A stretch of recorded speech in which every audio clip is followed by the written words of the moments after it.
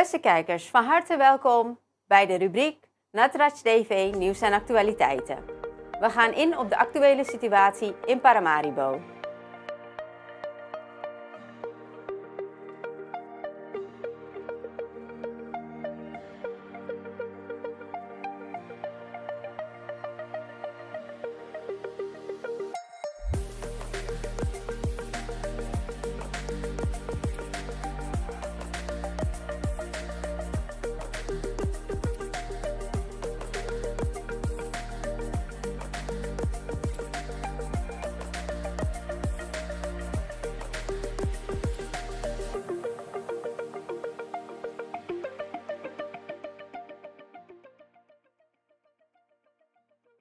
Het was een kort bezoek, maar heel intensief.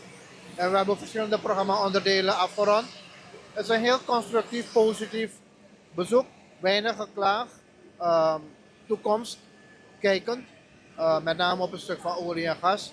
Op het zaken doen, de ondersteuning voor wat betreft democratie en rechtsstaat. En een goed klimaat creëren voor investeringen en voor vooruitgang.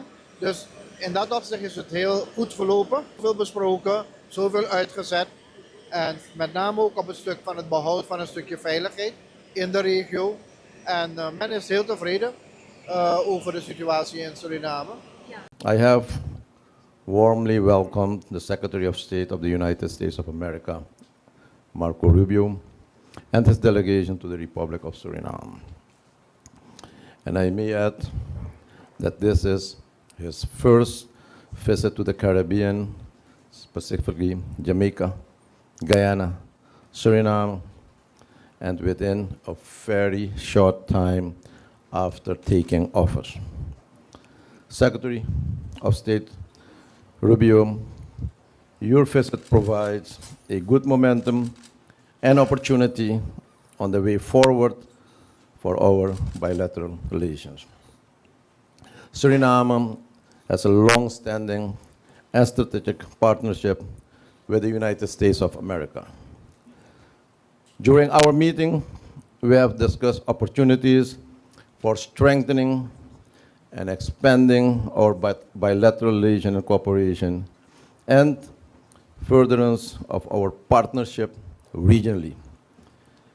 In the interest of further expanding the relationship, mainly in the field of trade and investment, we will work together to attract American investors to Suriname. After all, cooperation with America and the American business dates back to the beginning of the 19th century, and we currently have significant investment from the American companies, particularly in the oil and gas industry, but also in the gold sector. And I look forward to the participation of the U.S. delegation in the upcoming edition of the Surinamese Energy, Oil and Gas Summit and Exhibition, SEOX, which will be held in Paramaribo in June of this year.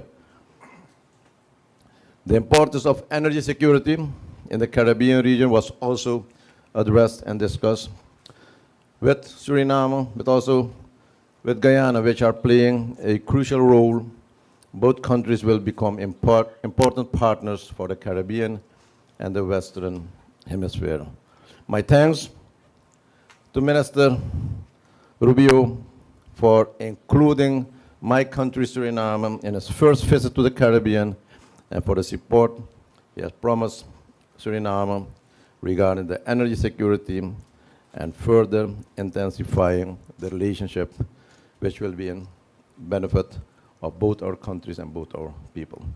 Let me begin by extending my congratulations to your Minister of Foreign Affairs, who will also be our Secretary General at the Organization of American States. It's an important organization that we want to see take on new vibrancy and new energy, and we look forward to working with you, and something that the country should be very proud of. I think it signals the growing importance, relevance, the growing presence that as a nation you have on the regional stage and beyond. And so I wanted to extend that congratulations. I also want to acknowledge, look, the foreign policy of the United States, I think over the last 20 years needs revision. It has largely ignored opportunities when we have found close partners. We have often, in our foreign policy, neglected those opportunities, and we spent a lot of time on problems instead, and on countries and leaders that give us a hard time. We're going to change that. We want to change that. President Trump wants to change that. President Trump wants to make it clear that if you are a friend, an ally, a partner of the United States, there are benefits for your country and for your people in doing so. And we want to enter it in terms of partnership. That's the way we view it. And so we wanted to take a particular interest in visiting and reaffirming our ties to both leaders and countries who have been strong partners. And you have been a very strong partner of the United States. We recognize the difficulties you faced not so long ago when you came into office and had to take on a large debt, an economy that was underperforming. And these things take a little bit of time, but now you've reached and are reaching a point of stability, and now the exciting moment is ahead. Now is the opportunity to build upon that, build upon the pillars of successful nation states, which is security and stability, so then you can reach prosperity. And that's the path you're on. And I know it's a difficult path. I know it's a path that requires a little bit of patience, but it's an important path, and the path you've put your country on, and that we want to help you sustain and be on for the years to come, because you have an opportunity to do something very special here. You really do. You have most countries, when they experience growth in the mineral sector and the energy sector, they often don't plan for it. They plan for generating the revenue, but they don't plan how that revenue is going to benefit the people. And you have taken the time, and your government has taken the time and put in the time to construct a plan so that these things aren't just going to generate revenue. They're going to generate prosperity. They're going to generate opportunity. That is the role of government. That is the role of forward thinking. That is the role of planning for the future. And you're doing that. And you're doing it in a way that, if done correctly and sustained, if you stay on this path, you're going to have a country that's going to transform for you in this generation. And it's going to mean something extraordinary for future generations. And we just want to be a partner. Overheidsfunctionarissen zijn de afgelopen week aangescherpt in het internationaal onderhandelen. Dit is gebeurd tijdens de training International Negotiations for Government Officials in Suriname.